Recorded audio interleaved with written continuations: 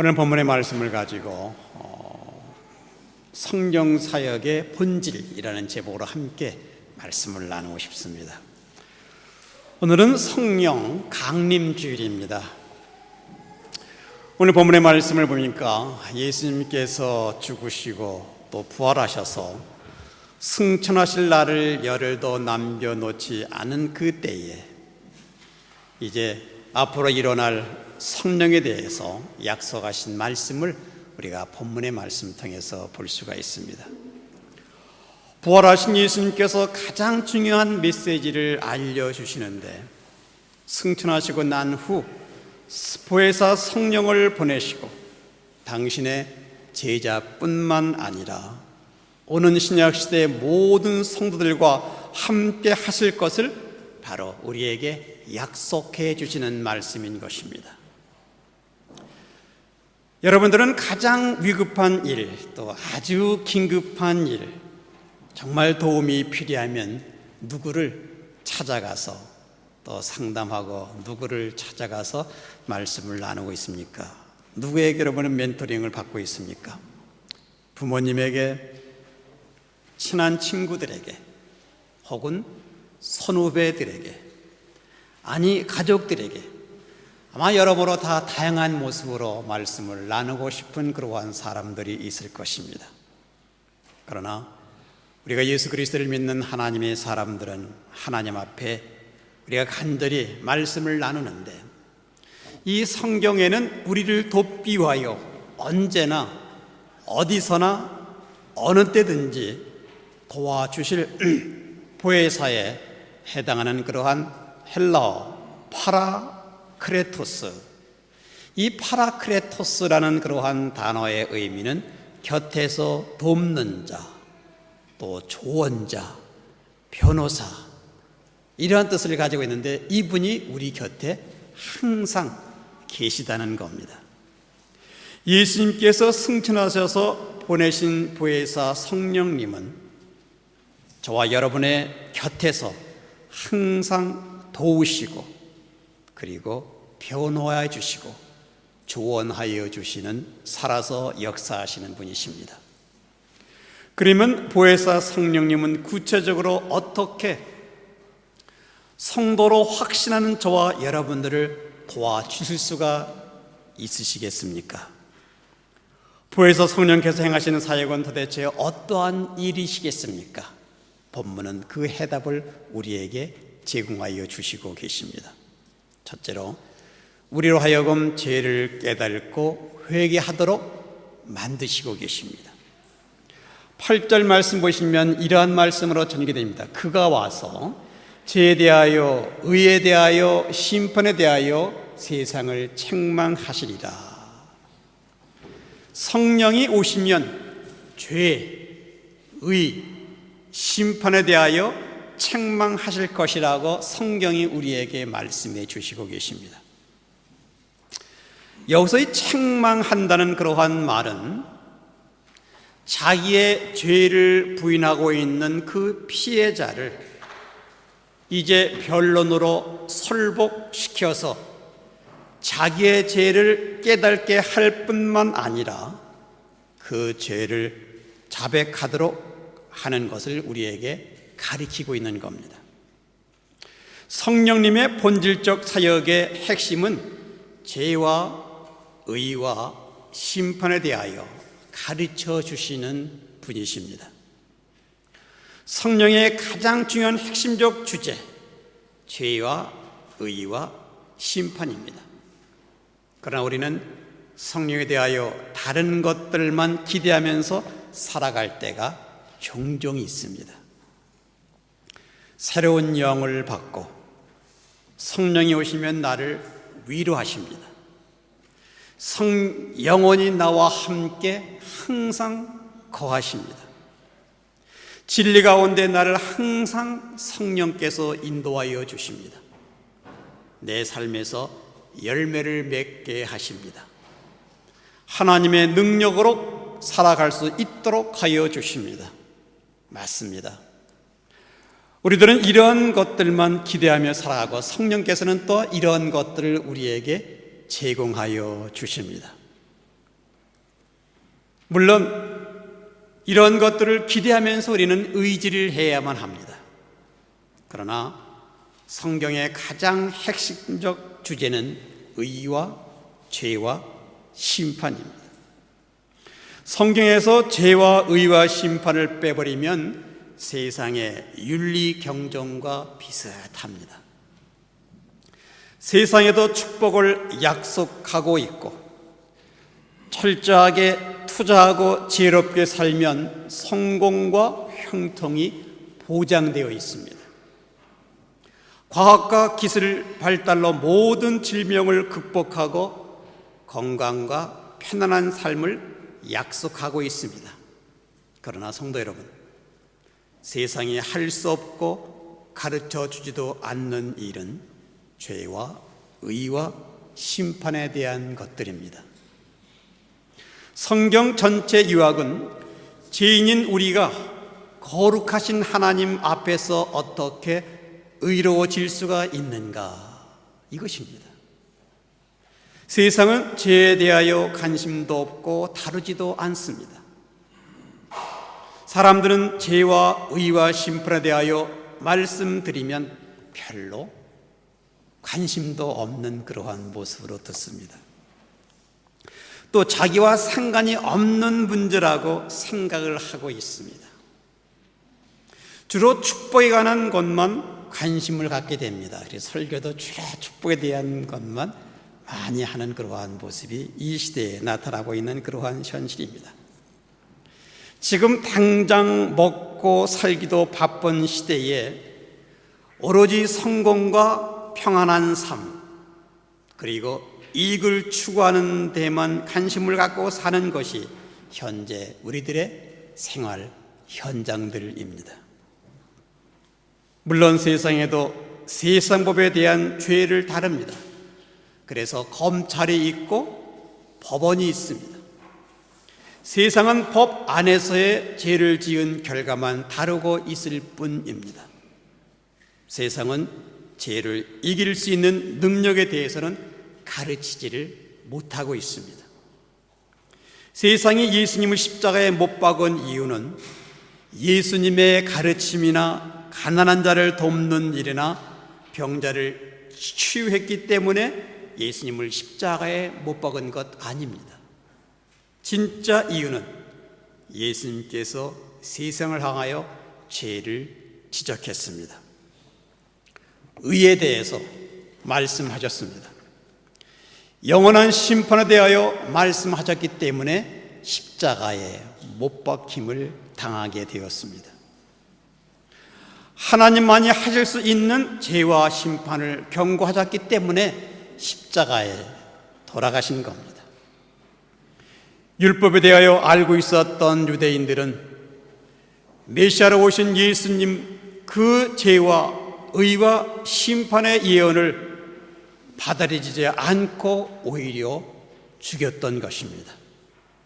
이처럼 보혜사 성령께서 하시는 그 사역은 우리가 죄인이고 우리 스스로 구원할 수 없고 오직 하나님의 은혜로만 나를 구원할 수 있다는 하나님 앞에서의 죄인됨을 깨닫게 하시는 사역이 바로 성령께서 하시는 사역입니다. 여기서 죄를 깨닫게 한다는 것은 단지 도덕적으로 윤리적으로 무슨 죄를 지었는지 일일이 기억나게 하는 정도, 이 정도로 말하는 것이 아닙니다. 근본적으로 아담의 원죄를 물려받은 죄인으로서 하나님의 의를 행할 수 없다는 전적인 무능력을 깨닫게 하시는 사역이 바로 성령께서 하시는 사역입니다.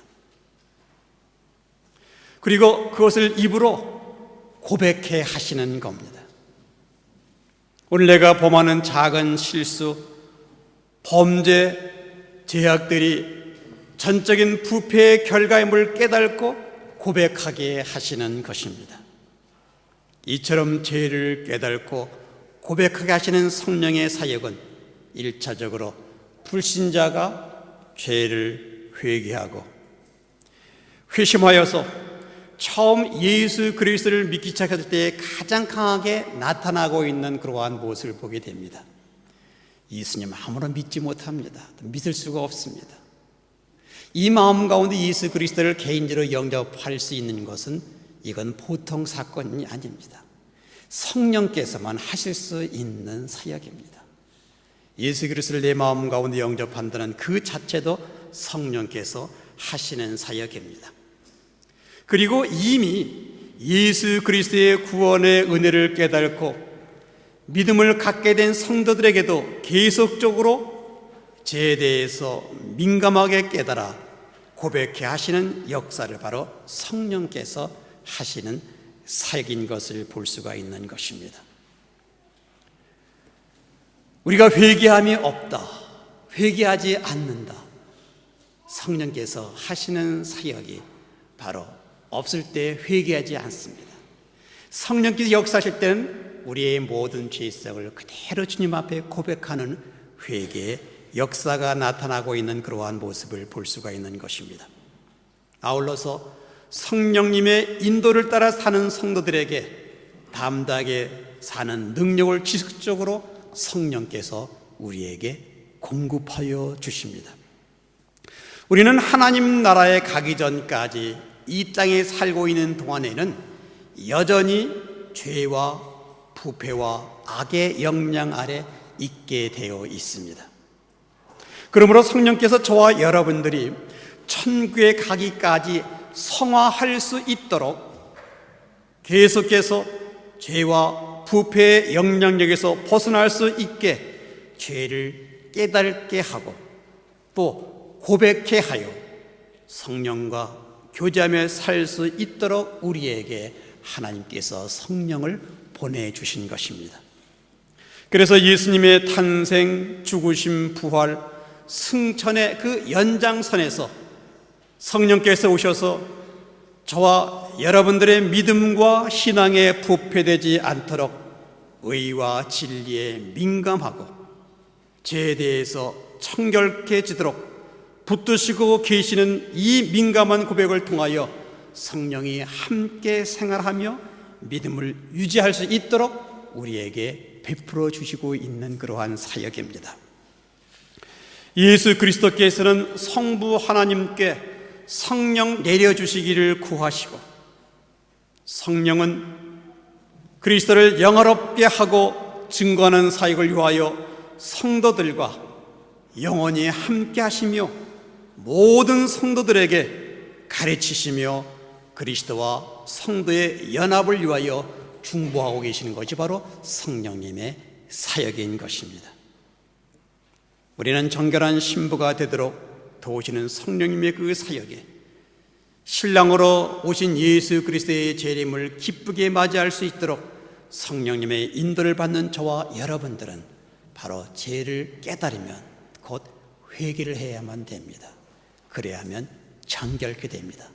성령이 저와 여러분의 그 사역 가운데 하는 것은 죄를 깨닫고 우리를 회개케 만들어주는 놀라운 역사가 임하는 사실을 우리는 본문을 통하여 깊이 묵상할 수가 있습니다. 둘째로 성령님은 죄와 의와 심판에 대하여 깨닫게 알려주시고 의에 대해서 갈망케 하시는 역사를 우리에게 베풀어 주십니다. 9절부터 11절 말씀 보시면 이러한 말씀이 전개됩니다. 죄에 대하여 함은 너희가 나를 믿지 아니하며 의에 대하여 함은 내가 아버지께로 가니 너희가 다시 나를 보지 못하며 심판에 대하여 함은 이 세상 임금이 심판을 받음이니라. 죄의 삭은 사망이지만 육신의 죽음이 전부가 아니라는 사실입니다. 히브리서 9장 27절 말씀 보시면 한 번 죽는 것은 사람에게 정한 것이요 그 후에는 심판이 있으리라. 죽은 후에는 영원한 심판이 주 예수 그리스도를 믿지 않는 사람들에게는 기다리고 있습니다. 믿지 않는 자는 영원히 지옥의 벌로 내려갑니다. 그리고 믿는 자는 영원히 천국의 영생을 얻게 되는 것입니다. 예수를 믿으면 범사가 잘 되고 나가도 복을 받고 들어와도 복을 받는 참된 축복이 있다는 것은 사실입니다. 그런데 전제 조건이 여기에 있습니다. 제 문제를 먼저 해결해야만 됩니다. 회개를 먼저 해야만 됩니다. 이스라엘 백성들이 하나님께 선택받은 백성이라는 그 우월감과 축복이 오히려 구원받는 데는 방해가 되었던 것을 볼 수가 있습니다. 하나님의 아들 예수 그리스도를 통한 구원을 받지를 않았습니다. 또한 예수님께서 바리새인들에게 죄를 지적했을 때에 이들은 더욱 악해졌던 그러한 모습을 볼 수가 있습니다. 의에 대해서 말씀하실 때에 예수님을 추방해 버렸습니다. 영원한 심판을 이야기할 때에 예수님을 십자가에 못 박았던 겁니다. 많은 사람들이 왜 예수님께 가까이 오지 못하고 있습니까? 죄에 대한 감각이 없기 때문입니다. 심판이 있음을 알지 못하고 깨달지 못하기 때문에 회개를 하지 않습니다. 영원한 심판에서 우리를 건지시고 깨끗하게 하실 분은 우리 구주 예수 그리스도 밖에는 없다는 겁니다. 가장 중요한 하나님의 심판에서 해방된 자유와 기쁨은 핍박이 와도 환난이 와도 성령으로 충만한 믿음의 담력을 하나님께서는 우리에게 기름 부어 주셨습니다. 그래서 예수 그리스도를 말미암아 하나님 앞에 의롭다함을 받은 확신과 심판을 해결받은 자로 이제는 성령님의 인도함에 따라 사는 생활, 자원하고 기꺼이 순종하면서 살아가고 있는 그러한 사람들이 되었습니다. 왜 제사함 받고 성령으로 충만한 사람 앞에는 영원한 심판이 없다고 선언해주시는 그러한 분이 누구십니까? 성령님이십니다. 성령이 사로잡은 역사는 하나님의 놀라운 말씀으로 말미암아 깨닫게 되고 개인에게나 공동체에게는 먼저 깨닫게 된 사람에게는 바로 회개의 운동이 벌어지기 시작합니다. 그래서 성령의 불처럼 임함으로 말미암아 깨닫게 되어 이 깨달은 사람들은 개인의 삶이 변하게 되는 그러한 모습을 보게 됩니다. 성령이 죄와 의와 심판하실 때에 죄에 대해서 깨달음이 있고 의에 대한 갈망이 있고 심판에 대하여 부담을 가진다면 우리는 이 성령 강림주의를 맞이하여 먼저 회개의 역사가 내 자신의 그 삶의 영역 속에서 일어나 온 성도들에게 함께 임할 때마다 하나님의 놀라운 축복이 함께 해주실 줄 믿습니다. 성령님의 모든 축복과 위로함이 성도 여러분들에게 함께 회개를 통하여 이루어질 줄 믿습니다. 그래서 회개로 말미암아 하나님의 임재를 경험하는 성령 강림주일 되시기를 간절히 소망합니다. 세 번째로 성령은 우리를 승리로 보증시켜 주십니다. 심판에 되어야 함은 이 세상 임금이 심판을 받았음이라 라고 11절은 우리에게 말씀해 주고 있는 것입니다. 여기서 이 임금이라는 바로 공중 권세 잡은 자 사탄을 이야기하고 있습니다.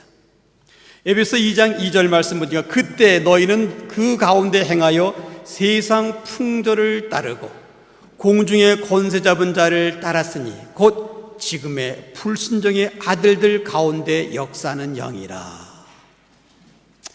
예수님께서 성육신과 십자가에 죽으신 것에서만 머무르지 않고 이제 부활하심으로 말미암아 사단과 악의 세력들이 패배하게 되었다는 겁니다.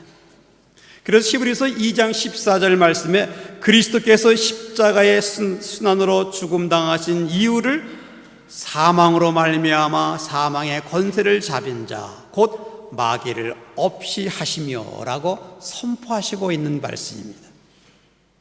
이처럼 그리스도께서 사단을 이기심으로 말미암아 이제 누구든지 그리스도 안에 있으면 사단의 세력도 사망도 결코 두려워할 필요가 없다라고 히브리서 2장 15절은 우리에게 말씀해 주시고 있습니다. 사단이 이처럼 그리스도에게 패하였고 장차 영원히 꺼지지 않는 영원한 유황불 속에 던져질 것이라고 성경은 우리에게 선언을 해주고 있습니다. 더 이상 그리스도의 보혈의 능력으로 사로잡힌 우리에게 사단의 세력을 두려워하지 말라고 바로 위로와 승리를 선포하는 성령님의 의지하는 그러한 모습이 바로 저와 여러분들의 이 성령 강림주의를 맞이하여 확신을 가져야 된다는 겁니다. 보혜사 성령께서는 사단이 이미 하나님의 심판 아래 있음을 알려주는 그러한 답안지가 되셔서 지금도 남아있는 사단의 잔존 세력들의 체위의 발악을 결코 두려워하지 않도록 성령님이 우리 한 사람 한 사람 개개인의 그 믿음의 마음속에 힘과 능력과 용기를 주시기 위한 것입니다. 예수님께서는 지상에서 공생의 사역을 마치시고 승천하시기 전에 약속하셨던 보혜사 성령님이 이제 우리 곁에 함께 계셔서 내 마음 가운데 죄를 깨닫게 하시고 회개케 하시고 심판을 피하게 하시고 영생으로 인도하시고 진리 가운데 살 수 있도록 은혜와 또한 사단의 세력에 대응할 수 있는 능력과 자유를 우리에게 허락하셨던 겁니다. 우리는 성령 강림주의를 맞이하여 성령님의 그 인도하심에 거스르지 않는 영적 민감한 태도를 갖고 우리가 죄가 있으면 깨닫고 먼저 회개하시기를 바랍니다. 그리고 의에 대한 갈망을 가지면서 생활하시기를 바랍니다. 그리고 심판에 대하여 부담을 갖고 하나님이 나와 함께 하시며 성령께서 항상 임재하시며 성령의 놀라운 역사가 나를 통하여 이 땅에 펼치고 계신다는 성령 사역의 본질을 깨닫고 우리가 믿음으로 말미암아 담대한 믿음을 가지고 이 세상에 나가 승리할 수 있는 그러한 모습이 성령 강림주의를 맞이하는 저와 여러분의 모습 되기를 주님의 이름으로 기원합니다. 기도하겠습니다.